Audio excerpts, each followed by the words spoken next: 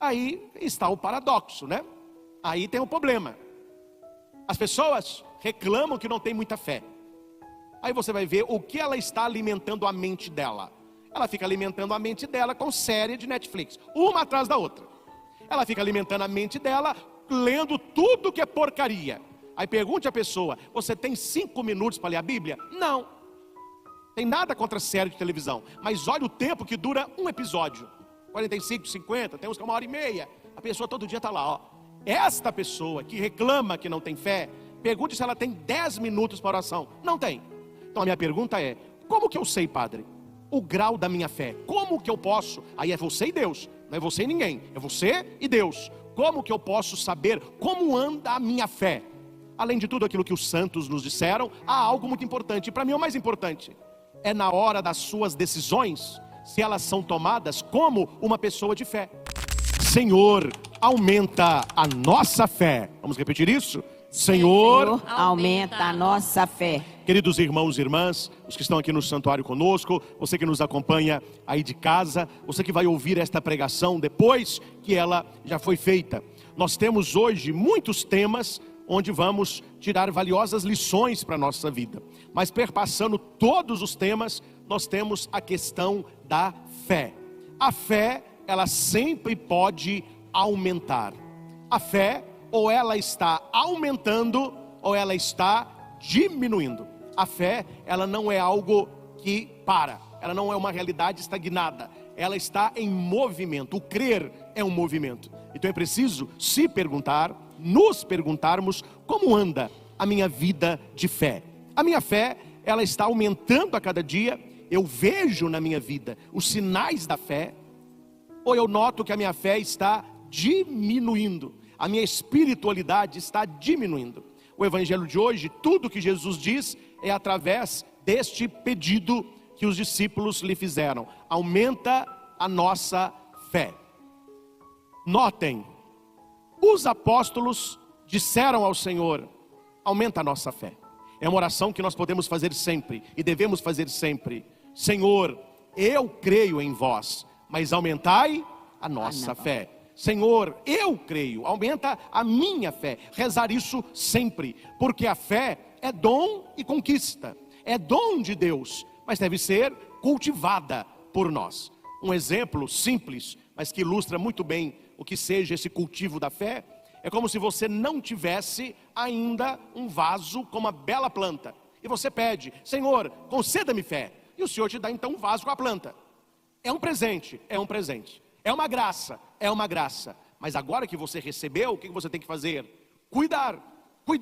A nossa fé, quando ela é descuidada, quando nós não temos cuidado, ela vai diminuindo e vai comprometendo toda a nossa espiritualidade.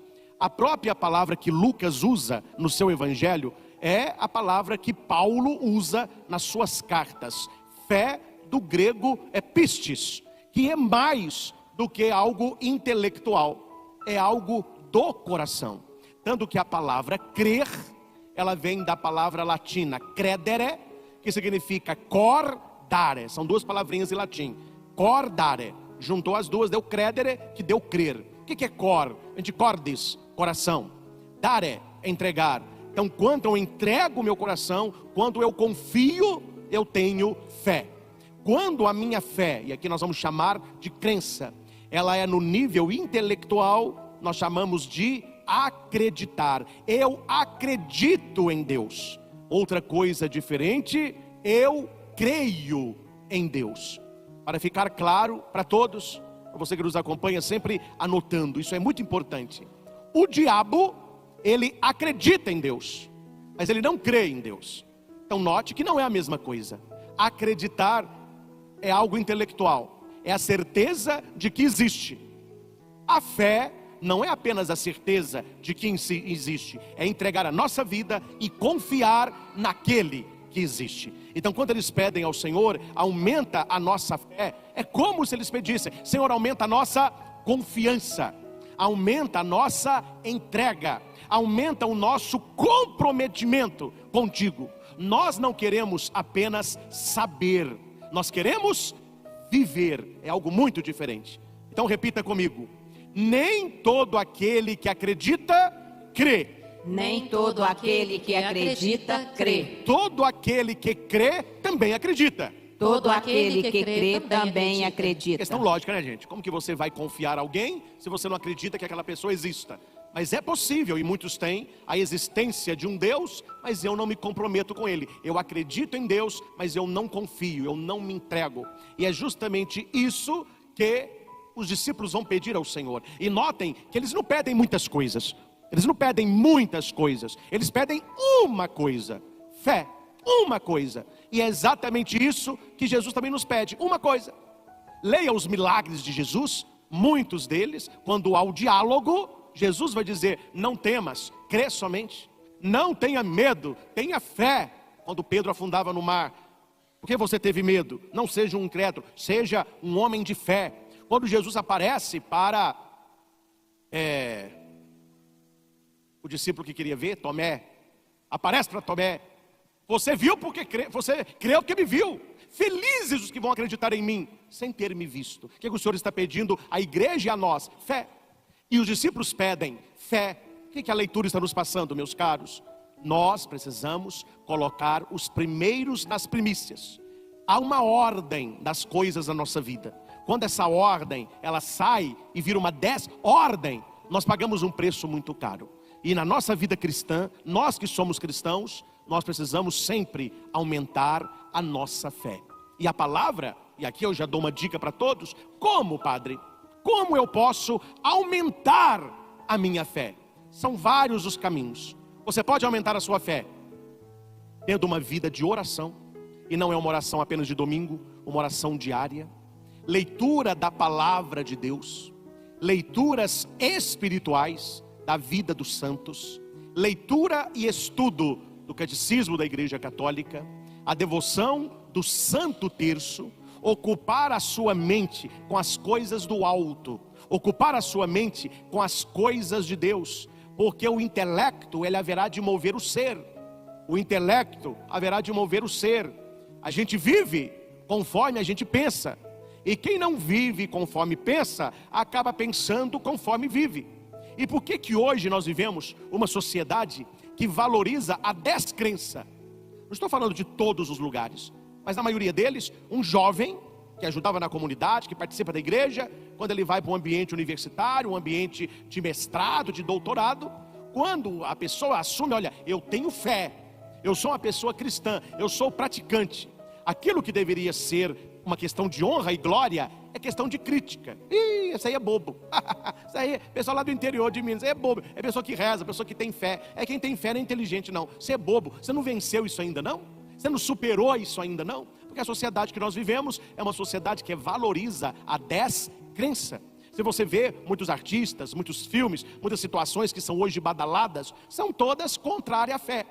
Muitas exposições que eles realizam, músicas que cantam, textos que escrevem, uma enxurrada de heresia, de ateísmo, de levando a religião por um caminho de crítica, um caminho de desprezo. Hoje as pessoas estão sendo incentivadas à descrença. E nós somos incentivados pela palavra do Senhor a termos mais fé e alimentar a nossa fé. Aí está o paradoxo, né? Aí tem o problema. As pessoas reclamam que não tem muita fé. Aí você vai ver o que ela está alimentando a mente dela. Ela fica alimentando a mente dela com série de Netflix, uma atrás da outra. Ela fica alimentando a mente dela lendo tudo que é porcaria. Aí pergunte à pessoa: você tem 5 minutos para ler a Bíblia? Não. Tem nada contra série de televisão, mas olha o tempo que dura um episódio. 45, 50, tem uns que é 1h30. A pessoa todo dia está lá, ó. Esta pessoa que reclama que não tem fé, pergunte se ela tem 10 minutos para oração. Não tem. Ela tem 50 minutos para um episódio, não tem 10 minutos para oração. Ela lê um edital de páginas, porque é do interesse dela. Ela não lê uma página da Bíblia por dia. Ela conversa com todo mundo, parece uma maritaca. O povo fala tanto, mas não conversa com Deus. Ela não tem tempo de estar na presença do Altíssimo. Aí minha pergunta é: como que a nossa fé vai aumentar se nós não estamos alimentando a nossa fé? Como aumentar o fogo de uma fogueira? Como que a gente aumenta a chama de uma fogueira? Aquela fogueira está com pouco fogo, aumenta aquele fogo lá. Você não vai ficar olhando e torcendo, aumenta, vamos lá. Não, você vai jogar coisa lá. Aí você joga madeira, joga papel, joga milho seco. Aí o fogo, tá bom, vai. Quanto mais fogo, mais matéria tem ali. Para que o fogo de Deus possa queimar dentro de nós, nós precisamos oferecer para Ele algo. Eu não vou entrar aqui, que é a pregação da missa da noite, mas o primeiro versículo na segunda leitura vai dizer isso: exorto-te a reavivar a chama do dom de Deus que está em ti. Por que que o apóstolo está falando sobre reavivar, que significa reacender? Porque se apagou. É o primeiro amor. E isso não vale só, meus caros, para a área espiritual. Isso vale para a área relacional. E aqui eu falo de amizade, de namoro e de casamento. No início é um love, é um mel. Você vê casalzinho começou a namorar há pouco tempo, mas é um mel que até pinga assim, ó. Aí você vê o mesmo casal, depois de algum tempo de convivência, brigando, um batendo no outro. Aí depois que casa, acho que nós vamos separar. Incompatibilidade de gênero. O que aconteceu no processo? O que aconteceu no processo é que não foi alimentado a verdadeira relação. Não foi alimentado o fogo do amor que um dia para o outro. Aquela atração inicial, aquela alegria, aquele desejo de estar com o outro, vai cair numa rotina, não se alimenta, não se reza, não passeia. Aquilo vai se apagando também. Pessoas que tinham um grande sonho: eu quero trabalhar naquele lugar, Aí a pessoa faz prova, e ela estuda, e ela rala, ela consegue entrar. Aí a realização do sonho: entrei aonde eu sempre quis trabalhar. Se o caboclo não é inteligente, pouco tempo depois está chegando atrasado, está faltando sem justificativa, começa a enrolar o trabalho, começa a brigar com os colegas. Meu chapa, você queria tanto isso, agora que você está deixando esse fogo apagar. Onde está aquele seu sonho inicial? Isso envolve toda a nossa vida, porque a nossa vida, meus irmãos, nós que somos cristãos, nós não temos uma vida e uma fé. Essa dicotomia não pode existir, essa separação não pode existir. O que é que nós temos? E o que é que Deus espera de nós? Uma vida de fé e uma fé que seja viva. Então não é uma fé e uma vida, é uma vida de fé. E onde quer que eu esteja, esta fé estará presente. A fé me ajuda nas minhas decisões. Então, para você aí ver o seu fedômetro, existe termômetro, né? Eu acho que eu estou com febre. Espera aí, pegar o termômetro aqui. Não, tá fresquinho. Senti assim um mal-estar, não, tá bom. Não, você tá, viu? 39,5, vamos embora, quase, tá quente mesmo. A pessoa acha que existe um aparelhinho para ver a fé. Olha a minha fé, como que dá aí. Não existe ainda, ninguém inventou o fedômetro. Então a minha pergunta é: como que eu sei, padre, o grau da minha fé? Como que eu posso? Aí é você e Deus, não é você e ninguém, é você e Deus. Como que eu posso saber como anda a minha fé? Além de tudo aquilo que os santos nos disseram, há algo muito importante. E para mim o mais importante é na hora das suas decisões, se elas são tomadas como uma pessoa de fé, ou se na hora da decisão, a fé ficou lá na igreja, na missa de domingo.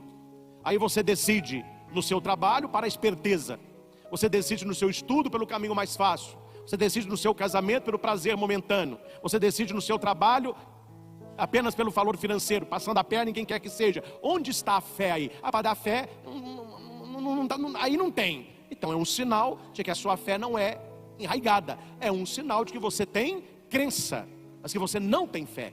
Você acredita em Deus, mas você ainda não tem fé em Deus. Padre, então repita aí, qual é a diferença? A diferença é assim: eu acredito em Deus, acredito piamente em Deus. Esse mundo aqui não surgiu do nada. Eu acredito em Deus, mas eu sou esperto, que é o mundo dos espertos. Então se eu puder passar a perna, eu passo mesmo. Se a minha mulher não sabe, eu adultero mesmo. O bom é o prazer, o importante é o dinheiro. Se eu consigo pegar mais e roubar, não tem problema nenhum. E como que está o seu Deus? Não, mas eu acredito em Deus. Acredita mesmo. Só que o acreditar, ele não muda o coração. O acreditar, ele não define atitudes. O acreditar, ele não influi nas suas escolhas. É apenas algo intelectual. Eu acredito neste castiçal, eu acredito nesta vela, eu acredito que aqui tem um fogo, mas o que isso influenciou na minha vida? Nada. Eu acredito, está aqui. E o que significa a fé? A fé, uma ilustração: se na sua casa não tivesse luz, e você levasse este castiçal para que na noite fosse a luz que ilumina a sua família, e você tinha que alimentar este fogo, cuidar, aí você saiu daquilo que é acreditar para a fé. Isso te ilumina. Você tem relacionamento com este fogo. Ele te traz uma comodidade. Você entende. Essa é a diferença. Por isso que nós falamos que o diabo, ele acredita, mas ele não tem fé. E o mais triste, meus irmãos, aí o assunto é com você. Eu acabei de falar agora, né? Que nós não temos fedômetro. Então você e Deus devem pensar: como anda a minha fé? Eu sou uma pessoa que acredita em Deus, ou eu sou uma pessoa que tenho fé? Eu já me entreguei a Ele. E olha que interessante, quando eles falam assim: Senhor, aumenta a nossa fé. Jesus poderia dizer: tá bom, na hora certa eu vou aumentar. Não é agora não. Ou então: tá bom, vou fazer uma oração sobre vocês, eu vou aumentar essa fé. Não, com o passar do tempo essa fé aumenta. Jesus, ele vai contar duas parábolas, duas historinhas que vêm deste pedido: Senhor, aumenta a nossa fé.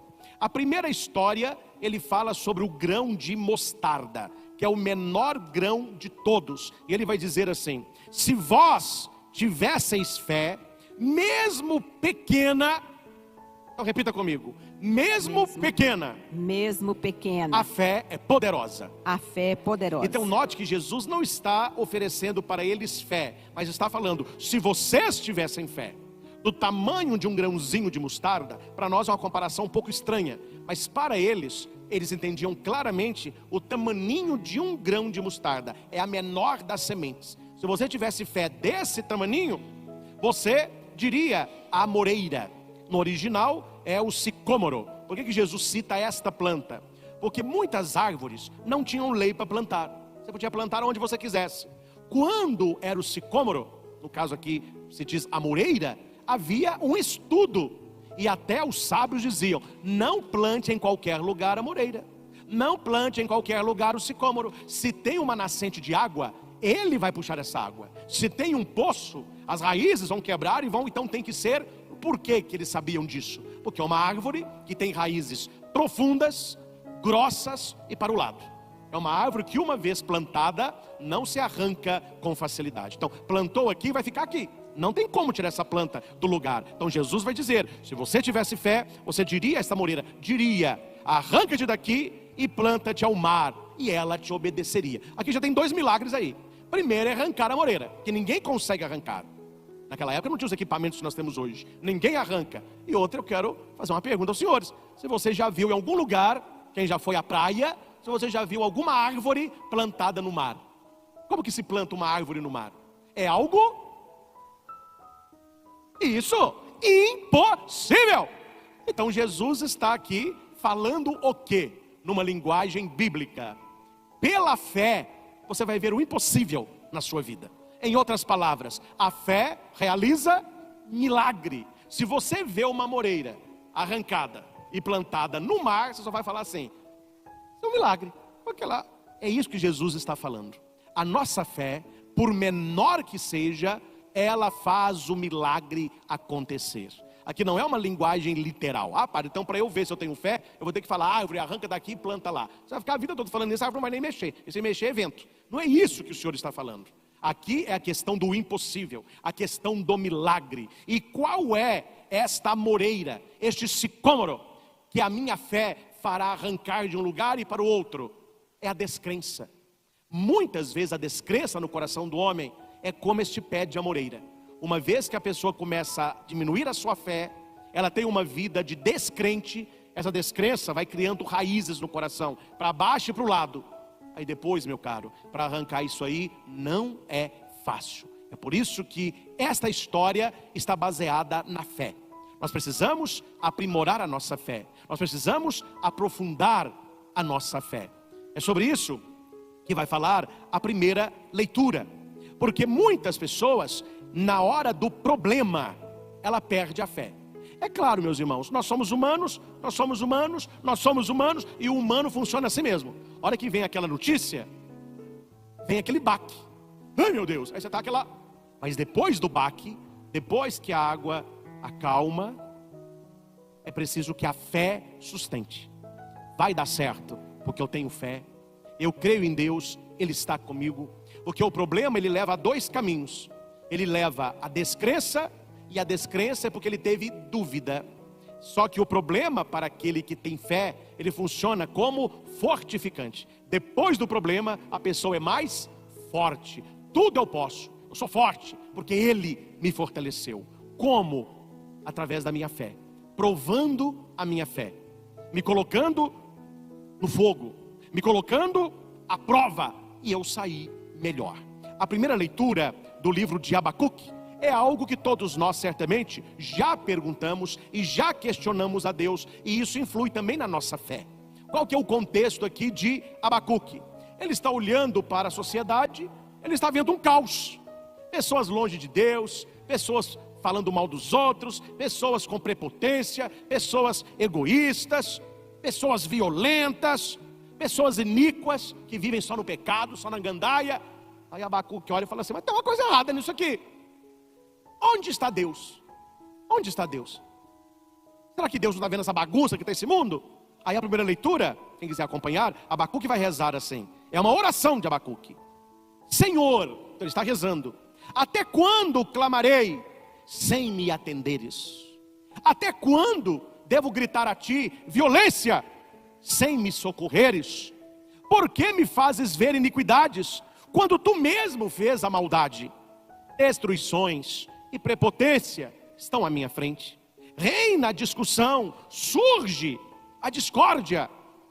E Abacuque no capítulo 1 e alguns versículos do capítulo 2. O que Abacuque, que é um profeta, ele está orando a Deus? Deus é cego, Deus é surdo, Deus é mudo. Deus não está vendo o que está acontecendo?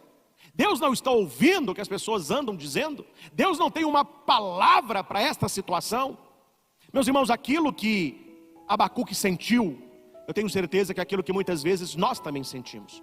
Nós que temos um problema, nós que passamos por uma dificuldade, uma situação na nossa vida que nos faz sofrer, alguém que nós amamos que está sofrendo, um desemprego, um problema financeiro, um problema com o filho, um problema de casamento, um problema na família, e você ali está rezando.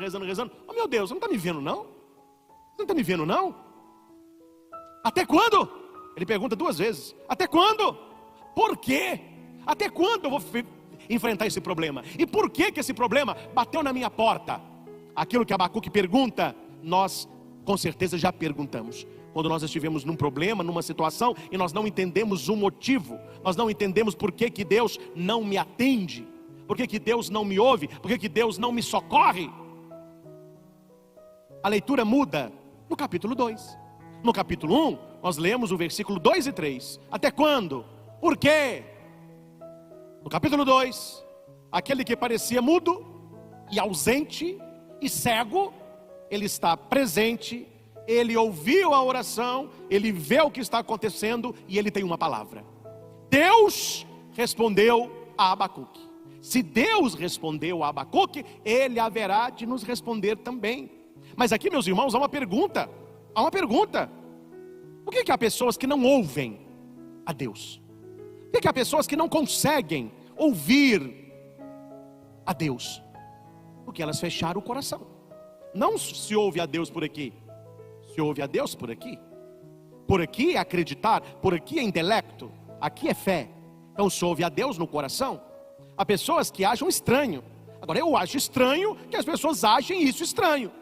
Quando eu digo assim, eu estava orando e Deus me disse isso, Deus me deu tal palavra, Deus me mostrou tal. Ai padre, mas Deus anda falando com assim, por que não fala com você não? O seu Deus é mudo? O seu é cego? O seu é o capítulo 1 de Abacuque? Aí eu não ouço a Deus, Deus não me fala nada, Deus não me mostra nada, eu nem sei se Deus está aqui. Então a questão não é Deus, a questão é aqui, porque Deus está presente, e Deus ele sempre fala. Jesus disse, o nosso Deus não é o Deus dos mortos, é o Deus dos vivos, e esse Deus, ele responde para Abacuque, e a palavra de Deus é resposta para nós. Não sei se você já ouviu isso, a Bíblia fechada é um livro igual outro qualquer. Bíblia fechada é papel igual outro livro qualquer. Mas quando você abre a Bíblia, é boca de Deus. A principal maneira, o caminho central de Deus nos falar é através da sua palavra. Quando você lê a palavra de Deus, Deus está falando com você. E o Espírito Santo, ele é capaz de pegar esta palavra bíblica que é para todos e colocar para você. E Deus vai dizer a Abacuque, eu vou pegar só os versículos centrais. A visão refere-se a um prazo definido, mas tende para um desfecho e não falhará. O que Deus está dizendo para Abacuque e para nós? Vamos repetir isso. Nada acontece por acaso. Acontece por acaso. Nada. Quando você vê algo acontecendo, das duas uma, ou é de Deus, ou Deus vai usar aquilo para tirar uma lição para todos. Então Deus está falando para Abacuque, olha, tudo isso que você está reclamando, vai ter um desfecho, tem fim. Isso não é para a vida toda não, isso vai ter o fim, e a minha palavra não falhará. Aí ele dá um conselho para Abacuque, para mim e para você. Se demorar, espera. Se demorar, espera. Se demorar, espera. Esta espera é paciência. E na Bíblia só tem paciência aquele que tem fé. Porque aquele que tem fé, ele não espera. Ele espera no Senhor. Essa é a diferença. Esperar é uma coisa. Esperar no Senhor é outra coisa. Certa vez, lá na nossa Aparecida, quando terminou a missa da família, era seco de Jericó. Aí o pessoal foi lá colocar o pedido na arca, tinha barraquinha, etc. Aí depois o pessoal foi embora, eu fiquei ali arrumando algumas coisas. Quando eu estava indo para a casa paroquial, tinha um homem, um rapaz jovem, no ponto de ônibus assim, ó. Eu falei com ele, o que você está fazendo aí? Ele falou, ó, eu estou esperando o ônibus. Aí eu falei, mas que hora que é um ônibus? Ele falou assim, olha, eu não sei nem se tem ônibus. Deixa eu aqui ver o que eu vou fazer. A espera dele tem um problema aí. Entendam isso. A espera dele tem uma dúvida. Qual é a dúvida? Se tem ou não tem. Se vem ou não vem. Não adianta você ficar esperando as coisas acontecerem, pensando se vai ou se não vai. Aquele que espera no Senhor, vai no tempo dele, do jeito dele, na hora dele, mas vai. Então a espera, acima de toda a esperança, é a fé que nos concede. Uma pessoa que não tem fé, ela é impaciente, ela não tem paciência, ela não sabe esperar, ela acha que Deus não está fazendo nada, porque a pessoa acha que Deus está demorando, e nós já sabemos a frase, Deus não demora, Deus capricha, para aquele que espera no Senhor. Ah, padre, eu estou esperando, não aconteceu nada, daí que não vinha tanto esperando até hoje, é que você só esperou, vai continuar esperando. Nós precisamos esperar no Senhor, confiar no Senhor, depositar nele a nossa felicidade, a nossa esperança, o sentido da nossa vida. Aí ele vai acrescentar coisas, ele vai acrescentar pessoas, ele vai acrescentar situações. Buscai em primeiro lugar o reino de Deus e sua justiça. Por que muitas pessoas andam buscando a Deus? Ah, padre, eu estou buscando a Deus que eu estou desempregado, eu preciso trabalhar. Estou buscando a Deus que eu tenho uma prova e eu não posso ser reprovado nesta prova, não. Eu estou buscando a Deus que eu estou numa carência só, eu preciso de alguém. Aí a pessoa fica buscando a Deus. Eu falei isso quando eu contei a história do papagaio. E Deus conhece o coração da pessoa. Basta a pessoa passar na prova, conseguir o trabalho, começou um relacionamento, ela some da presença de Deus, porque ela não queria Deus, ela queria coisas de Deus. Então essa pessoa espera. Quando você espera no Senhor, você quer Deus. E quando você sabe que já tem a Deus, Ele lhe concederá o trabalho, a aprovação, uma pessoa legal para a sua vida, etc. Mas o início do processo é o Senhor. Esperar no Senhor, porque você já o tem. Se demorar, espera. Repita comigo, a hora de Deus vai chegar. A hora de Deus vai chegar. Guarde uma coisa muito importante. Deus tem um tempo que não é o nosso tempo. O seu tempo e o meu funcionam de um jeito, Deus funciona de um outro. Padre, minha oração não está valendo. Eu estou rezando há uma semana, até agora nada. Falei, meu filho, o que é uma semana no tempo de Deus? Eu não sei, padre. Pergunta para a mãe de Santo Agostinho, pergunta para Santa Mônica, pergunte para Abraão, pergunte para Ana, mãe de Samuel, pergunte para esses. Pergunte para Santa Teresinha de Lisieux como que funciona o tempo de Deus. Pergunte quando você estiver lá no céu para Carlo Acutis, tão jovem, e o tempo para nós tão curto. O tempo de Deus não é o nosso tempo. A palavra vai dizer que o tempo de Deus e os nossos anos, Deus não conta pelos fios de cabelo branco. Nós tem cabelo branco, já viveu muito, hein? Seu cabelo está pretinho, você é jovem. Deus não conta o tempo assim. Essa criancinha vive pouco tempo, ela viveu pouco tempo. Esse homem que está com mais de 100 anos, viveu demais. Deus não conta o tempo assim. Deus tem o seu tempo. E quando você rezar, coloque na sua cabeça uma coisa: duas coisas que nós usamos demais, Deus não tem. É aí que o problema está feito. É aí que entorna o caldo, né? Quais são dois objetos, pelo menos eu uso muito, que a gente usa muito e que Deus não tem? Guarda isso no teu coração. Você vai entender muita coisa. Deus não tem relógio e Deus não tem calendário. Deus tem momento de graça. Ele não tem relógio. Então você fala, mas não tem relógio. Não tem calendário. Ele tem o momento de Deus. Se demorar, espera. Esperar o quê, padre? O momento de Deus agir. O momento de Deus mudar a tua vida. A fé é um ver atrás da cortina. Eu não consigo ver o que está atrás da cortina, mas algo a fé me diz, algo está mudando atrás da cortina. Não sei se você já viu alguma peça teatral num grande teatro, é muito bonito. Eu vi a ópera Aida em Belo Horizonte quando eu era seminarista, no Palácio das Artes, maravilhoso, com cavalo, maravilhoso. E eles tinham que mudar o cenário. Mas o público não pode ver o cenário mudando. Imagina, você está vendo o cenário, aparece uma pessoa empurrando um coqueiro, um outro pondo uma cadeira, perdeu o brilho. Então há algumas canções que eles realizam durante o show. Você está vendo lá o espetáculo, é um espetáculo grandioso, as colunas enormes, estão cantando.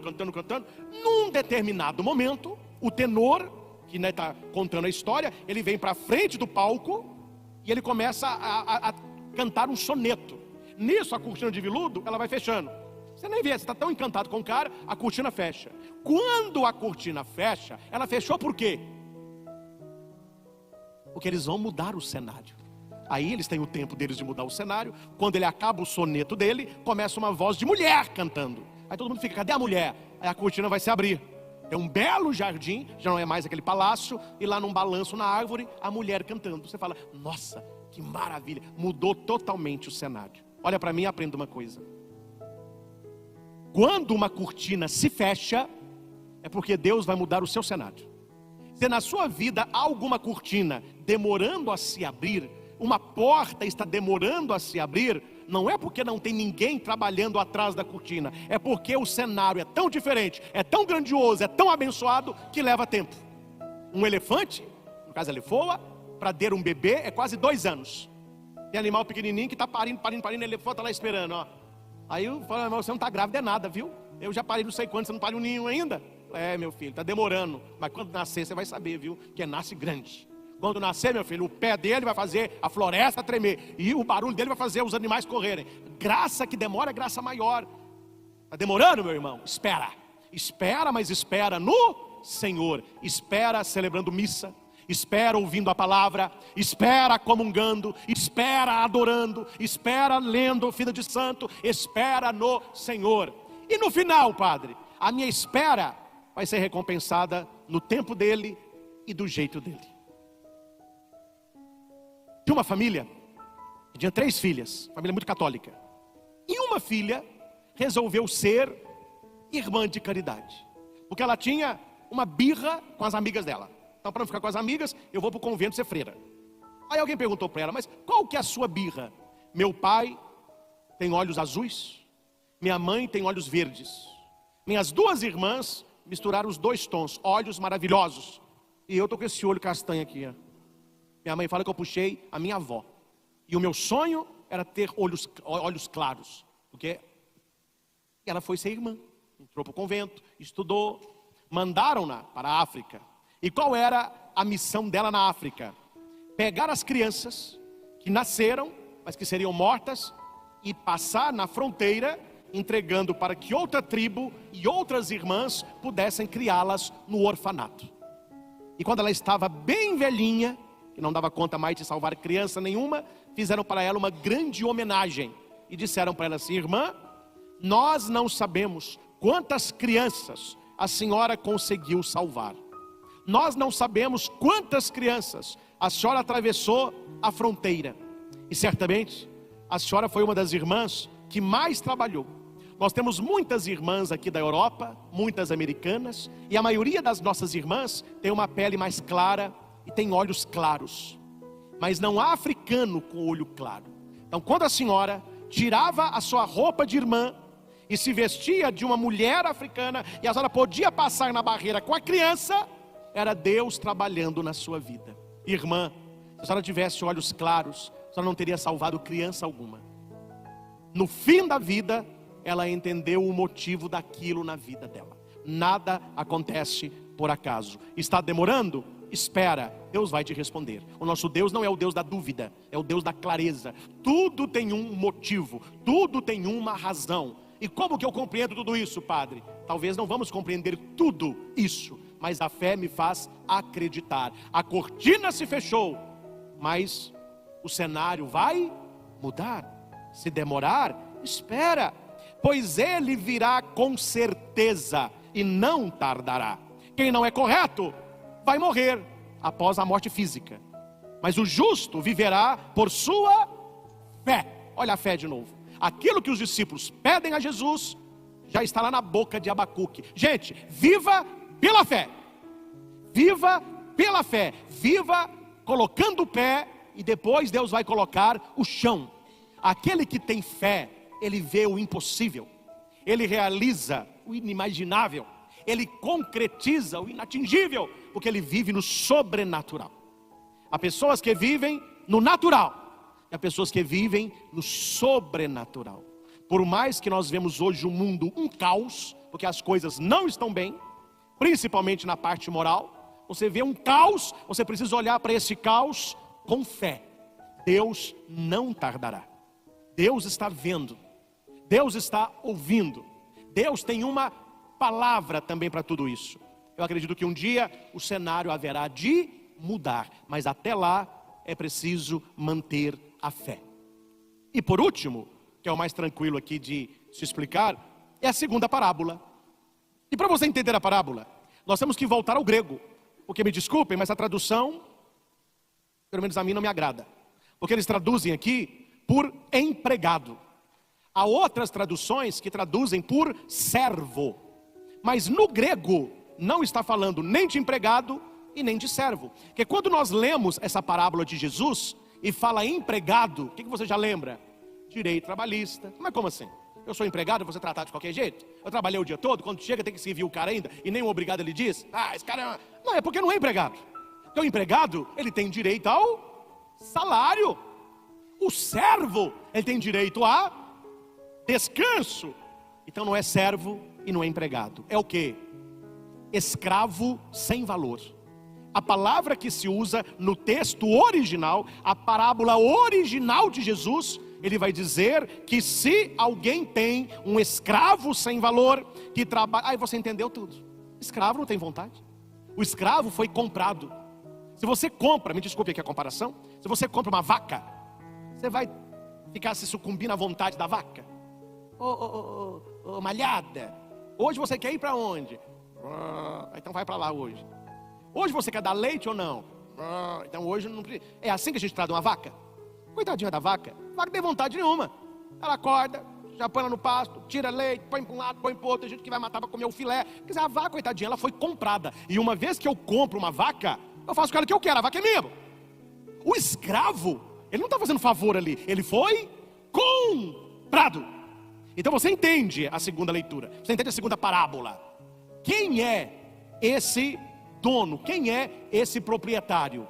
É o Pai, é Deus. Quem é o escravo sem valor? Nós. E Ele nos comprou com o quê? Com o sangue do seu Filho. Então Jesus está falando, se nós obedecermos os mandamentos de Deus, acho que Deus vai falar para você assim, parabéns, Padre Christian, está maravilhoso, você cumpriu meus mandamentos, Deus abençoe você. Não, é obrigação isso, é um imperativo, porque a escolha do bem e do mal foi roubada das mãos de Deus. Quem nos diz o que é certo e o que é errado não é a nossa consciência, é Deus. Mas a sociedade que nós temos hoje roubou o direito de Deus. Aí hoje as pessoas dizem, para mim não é certo, para mim é certo, então eu faço. Para mim é pecado, para mim não é pecado.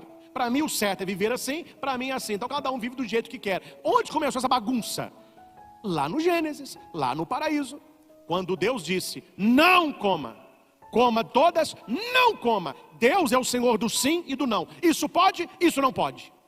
Aí a serpente, que é o diabo, fez com que Eva e Adão comessem. E qual é o nome da árvore? Qual que é o nome da árvore? Do fruto proibido. Qual que é o nome da árvore? A árvore do? Isso, conhece mesmo. Árvore do? Isso, a árvore do bem e do mal. Aí você está entendendo agora. Deus disse, você pode comer de qualquer coisa, desta não. Por quê? Porque cabe ao Criador dizer para a criatura, para os escravos sem valor, o que é bom e o que é mal, o que pode e o que não pode. É que o ser humano fez e dá. Toma, Adão. Então o ser humano hoje subiu num pedestal que não é dele. Então hoje você vê vidas totalmente diferentes. Por quê? Para mim não é pecado, para mim é certo. Se para você é errado, não faça. Eu não acho que é errado, estou fazendo. Porque o ser humano pegou para ele o direito de falar o que é bom e o que é mal. E ele vai escolher na pé o prazer. Para você beber é ruim? Não beba, para mim não é errado, estou bebendo. Para você trair é pecado? Então não traia, para mim não é, estou traindo. Para você casamento certo é dupla, para mim é trio, eu sou do poli, não tem problema nenhum. Então a pessoa ela vai escolhendo a mercê dela. O que eles tiraram? O bom e o mal das mãos de Deus. Não é Deus mais que dita o que pode e o que não pode. É o ser humano que escolhe o que pode e o que eu quero, o que não pode e o que eu não quero. Então note que Deus não vai agradecer aquele empregado, aquele escravo que fez tudo, porque Deus é quem nos diz o que pode e o que não pode. E aqui eu quero encerrar lembrando, eu não podia deixar de falar sobre isso. Sou um servo inútil, sou um escravo sem valor inútil. Aí você vai dizer assim, padre, me desculpe, isso aí eu não quero falar não, isso aí eu não quero falar não. Então olhe para Nossa Senhora, ela disse isso. Eis aqui a escrava do Senhor, é a mesma palavra grega. Eis aqui a escrava do Senhor. Eu não tenho valor nenhum, mas o valor vem de Deus. Faça a tua vontade. Escravo foi comprado pelo Senhor. O escravo não pertence a si mesmo. A finalidade do escravo é servir ao Senhor. A finalidade de Nossa Senhora foi servir ao desígnio do Pai. Por que os santos viraram santos? Você quer ser santo? Silêncio, hein, gente? Silêncio, hein? Eu quero ser santo. E se você não for santo, meu filho, você vai acabar no inferno. Porque só entra no céu quem conseguiu se santificar. Então busque a santidade. Padre, o que é ser santo? É viver para servir a Deus. É ser um escravo sem valor. Uma coisa que eu estudei no seminário, que eu nunca esqueci. E não acho ruim não, isso me ajuda a ser padre melhor. O professor falava, olha, se o povo católico soubesse o que um sacerdote faz no altar, depois de toda missa, teria uma fila para as pessoas agradecerem o padre. Padre, muito obrigado. Se não fosse o senhor, não tinha comunhão. Muito obrigado, muito obrigado. Aí o professor falava, coisa que você não vai escutar é agradecimento. O pessoal vem, participa, comunga, todo mundo vai embora.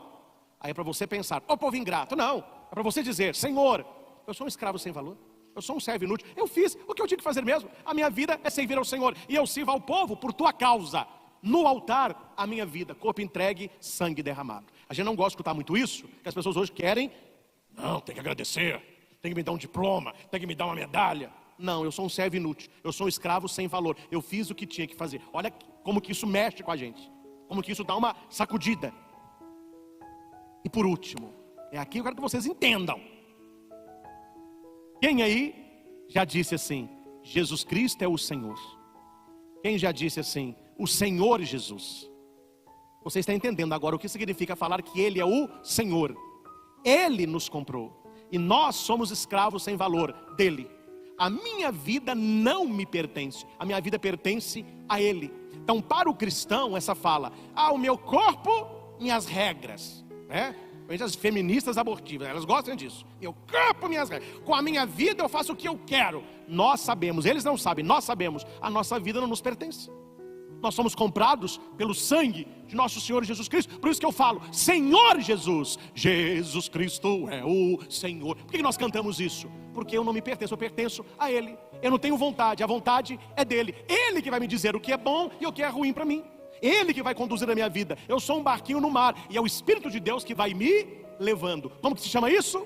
Fé. Fé. Fé é você se entregar. Maria é como se tivesse uma folha em branco e São Gabriel fizesse assim: Maria, quer? Fiat, sim. Então assina a folha em branco aqui: Maria de Nazaré. O anjo, tá bom. Agora eu vou levar e o pai vai preencher. Mas já está assinada, viu? Eis aqui a escrava. Eis aqui a serva. O que eu vou fazer? Sou escrava, sou serva. Será que nós já assinamos essa folha em branco? Será que nós já entregamos para Deus a folha da nossa vida, para que Deus preencha com a sua vontade? Ou nós queremos a nossa vontade? Por isso, meus irmãos, a igreja nos traz esse final de semana essa liturgia riquíssima, riquíssima, para que você possa no seu coração pesar a sua fé.